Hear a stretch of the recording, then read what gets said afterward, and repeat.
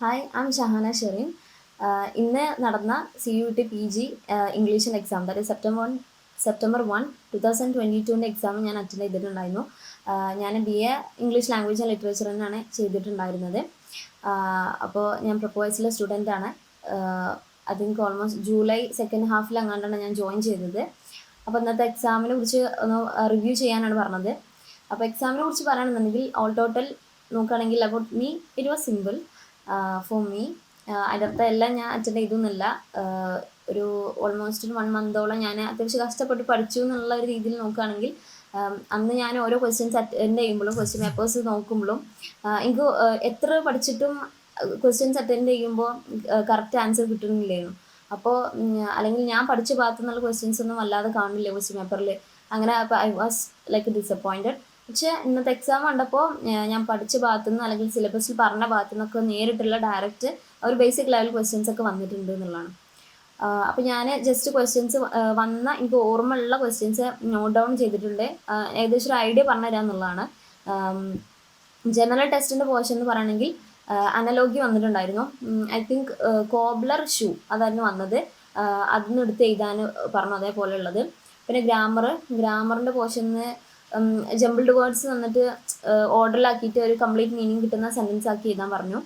ആൻറ്റണിംസും സിനോണിംസും വന്നിട്ടില്ല കേട്ടോ.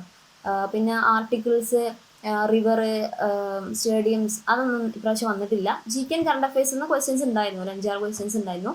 പിന്നെ മാത്സിനെ കുറിച്ച് പറയുകയാണെങ്കിൽ സീരീസ് വന്നു. സീരീസ് സിമ്പിൾ സീരീസാണ്, ജസ്റ്റ് ആഡ് ചെയ്ത് പോകുന്ന സീരീസ് ആയിരുന്നു. പിന്നെ കോമ്പൗണ്ട് ഇൻട്രസ്റ്റ് വന്നിട്ടുണ്ടായിരുന്നു. കോമ്പൗണ്ട് ഇൻട്രസ്റ്റ് ഐ തിങ്ക് നോക്കിയവർക്ക് സിമ്പിൾ തന്നെ ആവും, കാരണം ജസ്റ്റ് ഒന്ന് ട്വിസ്റ്റ് ചെയ്ത് ചോദിച്ചു തന്നെ ഉള്ളൂ. സംഭവം സിമ്പിളാണ്.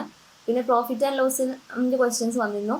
Profit and loss was like ഒരു സിമ്പിൾ മോഡറേറ്റ് ക്വസ്റ്റ്യൻ തന്നെയായിരുന്നു.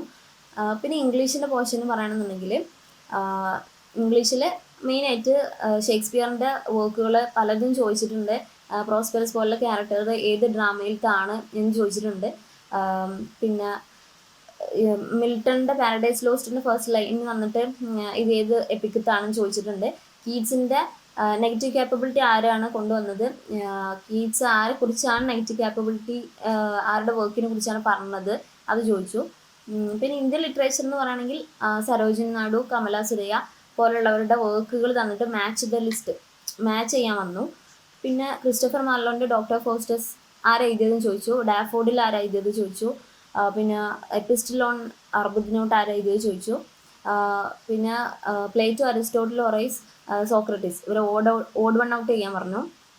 പിന്നെ ഹമാർഷി വന്നില്ല. പെരിപ്പറ്റി, അനഗ്നോറിസിസ് ഈ ക്വസ്റ്റ്യൻസ് ഒക്കെ വന്നിരുന്നു കേട്ടോ. പിന്നെ ക്രോംവെല്ലിൻ്റെ കീഴിൽ പ്യൂരിറ്റൻസിൻ്റെ ടൈമിൽ ക്രോംവെല്ലിൻ്റെ കീഴിൽ അന്നത്തെ തിയേറ്റേഴ്സൊക്കെ അടച്ചിട്ടു. ആ ഒരു ടൈം പീരീഡ് ഏതായിരുന്നു എന്ന് ചോദിച്ചിട്ടുണ്ടായിരുന്നു. ഇത്രയൊക്കെയാണ് ഞാൻ നോട്ട് ചെയ്ത എൻ്റെ ഓർമ്മയില്ല. പിന്നെ ക്രോണോളജി വന്നിട്ടുണ്ടായിരുന്നു കേട്ടോ. നോർമൻ കോൺക്വസ്റ്റ്, ചോസറിൻ്റെ ഡെത്ത്, ഷേക്സ്പിയറിൻ്റെ ബർത്ത്, ഇതൊക്കെ ക്രോണോളജിക്കൽ ഓർഡറിലാക്കാൻ വേണ്ടിയിട്ട് വന്നിട്ടുണ്ടായിരുന്നു. ഇത്രയാണ് എനിക്ക് ഓർമ്മ ഉള്ളത്. ഞാൻ ജസ്റ്റ് നോട്ട് ഡൗൺ ചെയ്ത ചില ഇത് പറയണേ. But all total it was easy. ഈ പഠിക്കുന്നവരോട് എനിക്ക് പറയാനുള്ളത്, ലൈക്ക് നിങ്ങൾ തേർഡ് ഇയർ പഠിക്കുമ്പോൾ തന്നെ ഇതിൻ്റെ കൂടെ ജസ്റ്റ് നോക്കി വന്നാൽ it's really simple to crack. Question simple ആവുക എന്ന് പറഞ്ഞാൽ കോമ്പറ്റീഷൻ കൂടുക എന്നുള്ളതാണ്.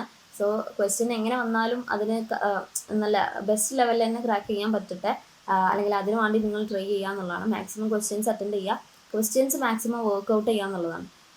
പിന്നെ ഞാൻ പ്രൊപ്പോയ്സിനെ കുറിച്ച് പറയുകയാണെന്നുണ്ടെങ്കിൽ പ്രൊപ്പോയ്സ് ഞാൻ എനിക്ക് ഇതിന് വേണ്ടിയിട്ട് PGക്ക് വേണ്ടിയിട്ട് പ്രിപ്പയർ ചെയ്യണം എന്നുള്ളപ്പോൾ ഞാൻ ആദ്യം ചെയ്തത് യൂട്യൂബിൽ കുറച്ച് വീഡിയോസ് നോക്കി, ഇവിടെ കോച്ചിങ് ആരുതാ ഉള്ളത് എന്നുള്ളത്. നാട്ടിലൊന്നും ഓഫ്ലൈൻ കോച്ചിങ് ഇല്ല. അപ്പോഴാണ് ഞാൻ അങ്ങനെ പ്രൊപ്പോയ്സ് കണ്ടത്. ഫസ്റ്റ് തന്നെ എപ്പോഴും ഇങ്ങനെ റെക്കമെൻഡേഷൻ വരുന്നുണ്ട്. അങ്ങനെ ഞാൻ അവരുടെ നമ്പർ കിട്ടി, അതിന് നമ്പർ മെസ്സേജ് അയച്ച് അങ്ങനെയാണ് എത്തിയത്. ലൈക്ക് ഫീ ഒക്കെ പറഞ്ഞു, ഞാൻ അടിച്ചു. ഞാൻ രണ്ടും part A and part B രണ്ടിനും വേണ്ടിയിട്ടാണ് ജോയിൻ ചെയ്തിരുന്നത്. അതിൽ പാർട്ട് എനെ കുറിച്ച് പറയുകയാണെങ്കിൽ അതിൽ ഓൾമോസ്റ്റ് 480 വീഡിയോസൊക്കെ ഞാൻ കയറുമ്പോൾ തന്നെ ഉണ്ട്. അത്ര അധികം 75 ക്വസ്റ്റ്യൻ ഇത്ര അധികം വീഡിയോ ആണോ എന്നൊക്കെ ഞാൻ അത്ഭുതപ്പെട്ടുപോയി. പക്ഷേ I must say that like general ടെസ്റ്റിൻ്റെ ഭാഗം പറയുകയാണെങ്കിൽ ഒരു 90% അല്ലെങ്കിൽ 99% ഞാൻ അഷുറൻസ് തരും. കാരണം എല്ലാ പോർഷൻസ് പോസിബിൾ ആയിട്ടുള്ള എല്ലാ പോർഷൻസും അവർ കവർ ചെയ്തിട്ടുണ്ട്. സോ ആപ്പിനെ കുറിച്ച് നല്ലതേ പറയാനുള്ളൂ. എക്സാമിനെ കുറിച്ച് it was simple and best of luck for all those aspirants who are trying to do CUET in the next year. Thank you.